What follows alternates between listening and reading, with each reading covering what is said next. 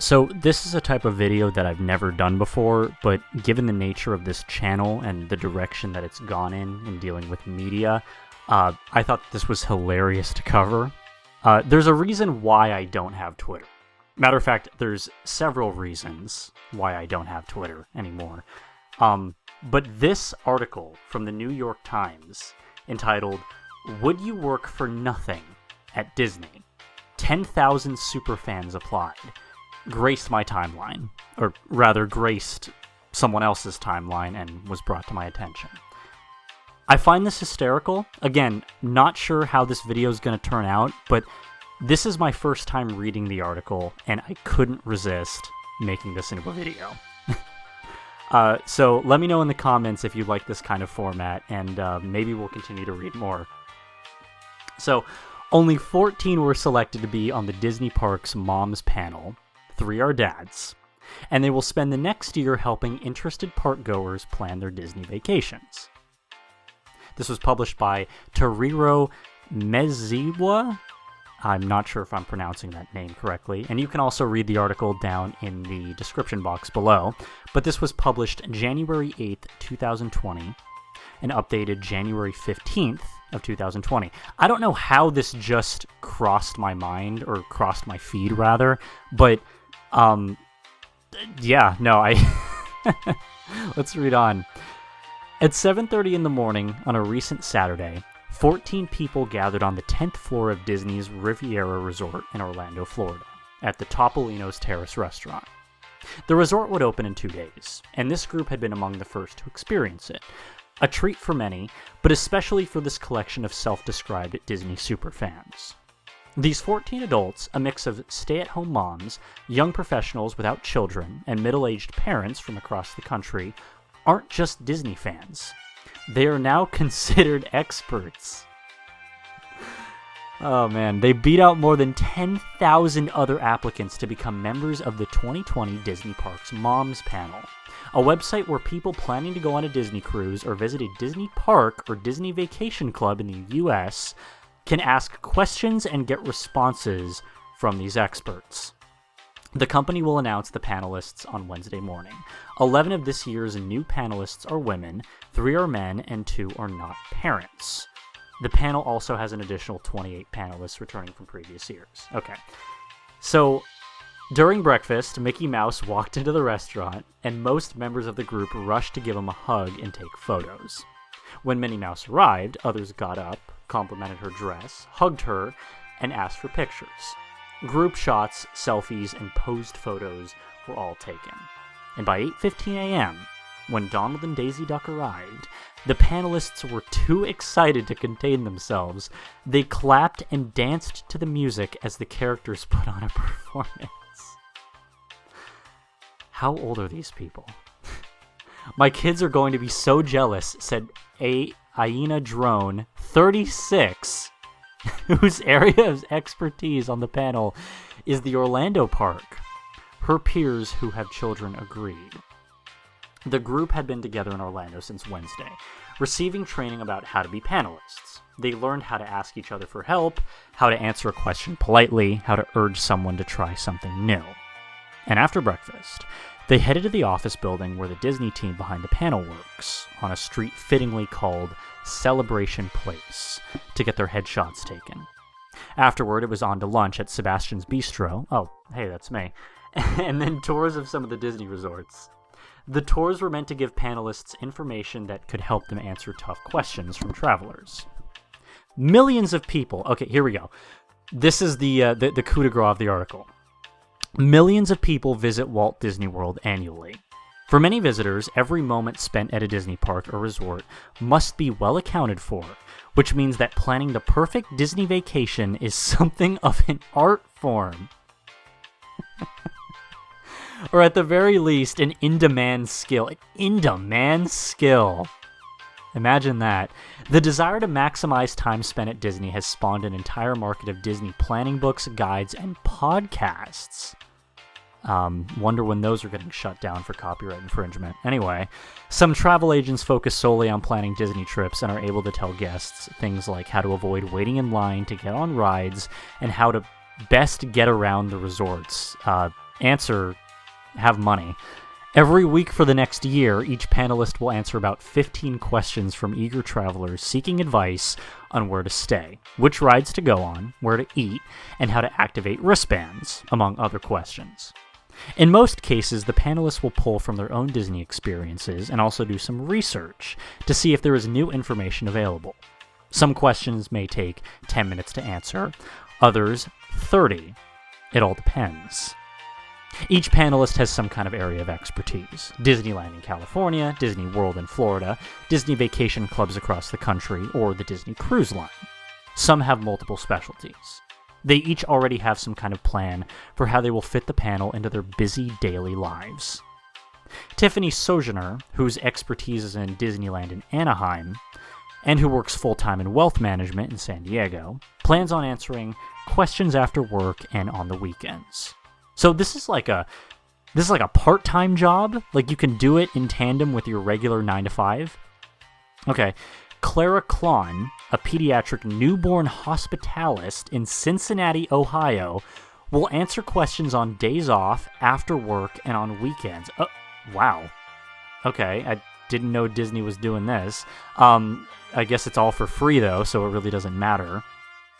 Andres Villa, a special education teacher in Ventura, California, plans to keep his evenings open to answer questions. Dr. Klon and Mr. Villa will also be answering questions submitted in Spanish.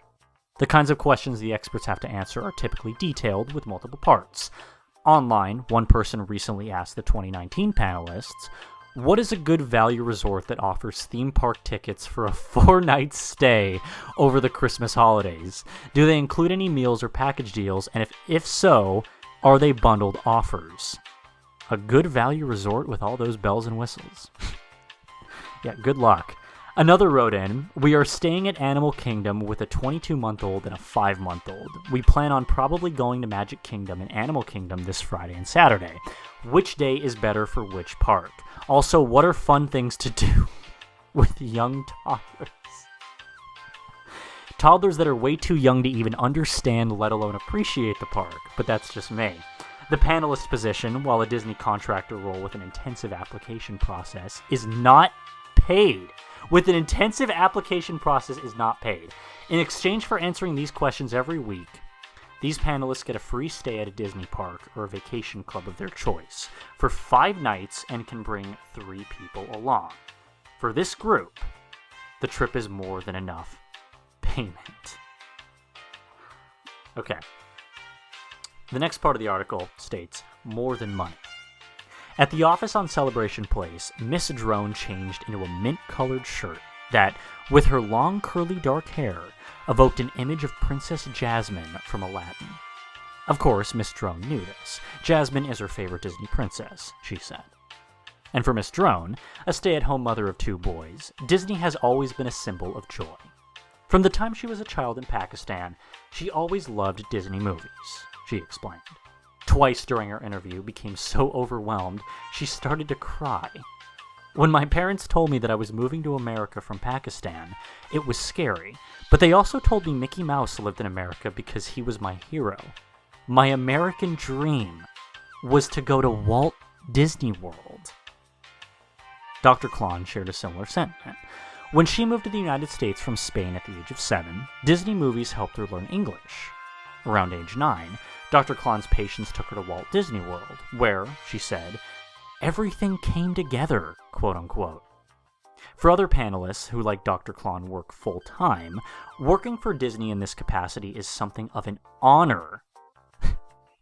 It's also an opportunity to contribute to a company that has sentimental and nostalgic meaning. While I'd love to work for Disney, I love what I do, Miss Sojourner said. I feel like I'm able to be a part of this Disney family without having to move or change my life completely. Throughout the course of the day, 12 of the 14 panelists described being on the panel as being, quote, part of the Disney family.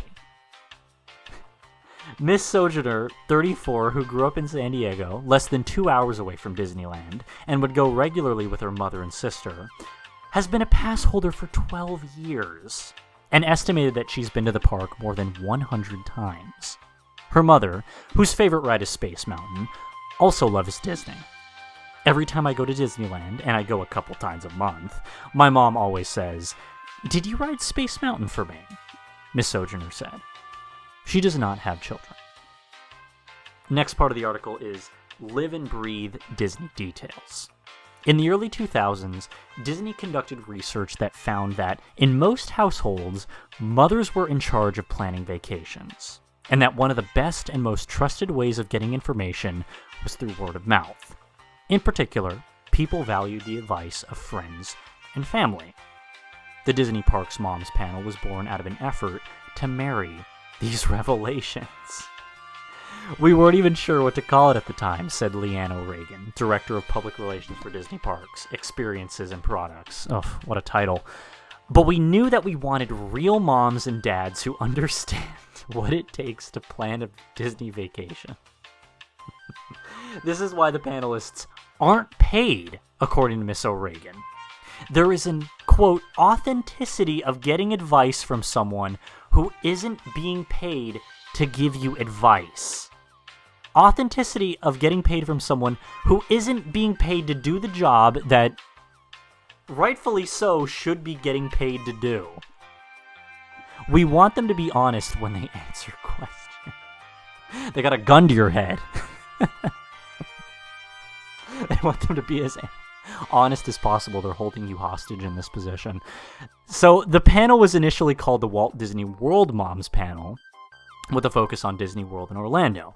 But over the years, as interest and expertise grew, the name broadened to encompass other domestic parks and activities, like cruises and the company's vacation club. The application process to become a panelist is intensive and has 3 parts. So, guys, watching this, listening, here is how to apply. A series of short answer essay questions, a video submission, and a phone interview. The short answer portion of the application prompted applicants to write about their families, share when they last visited the Disney entity in which they claimed expertise, describe how many times they visited that park in the last year, and note when they last stayed in a Disney resort hotel. Applicants had to answer a sample traveler question like, "My family and I are coming to Walt Disney World Resort in 2020, and know that there are many attractions opening. What are your top must-dos for a trip in February?" In each step of the interview process, candidates had to explain, beyond having seen the movies or visited the parks, why they were so passionate and knowledgeable about all things Disney. The Disney Parks Moms panelists live and breathe Disney details, Miss O'Regan said. The panelists know things like where private nursing rooms at Disney World are. They also know that breastfeeding is allowed anywhere in the park, but mothers who want privacy can find private rooms. They know where the best pickles in the... What? They know where the best pickles in the Disney parks are, which restaurants offer plant-based menus, and whether the chairs in the resort rooms at the Art of Animation Resort stack up to save space. Throughout lunch at Sebastian's and during tour of the resorts, the panelists asked Disney employees, who were called cast members, questions about children's menus, allergies, dress codes, and more. From the bathroom of a Finding Nemo-themed room, Angie Chapa said, "There's a good number of towel hooks." Her comment was met with nods from those around her. Others filed onto the room to have a look. This year, Disney put out the call for applications in August and kept the application portal open for 1 week in September. Many people apply for years before becoming panelists. And Tamala Hansen, 45, finally made it onto the panel after 12 years of applying. 12 years. Wow. Miss Hansen said that she feels like she's been preparing to be a panelist for her whole life. She knew that her time would eventually come. Well, that's good for her. And after all, she has been to Disney World from Alabama, where she grew up and currently lives, at least 100 times. She first visited the park when she was 5 years old, and has memories of returning with her parents and little sister. Each time she visited the park, she became more, quote-unquote, addicted to it. I know there are a lot of people that love Disney and that would love to help other people to have a memorable vacation with their family, she says. I just thought, okay, well, the glass slipper isn't shiny for me this year. It'll be shiny for me 1 year.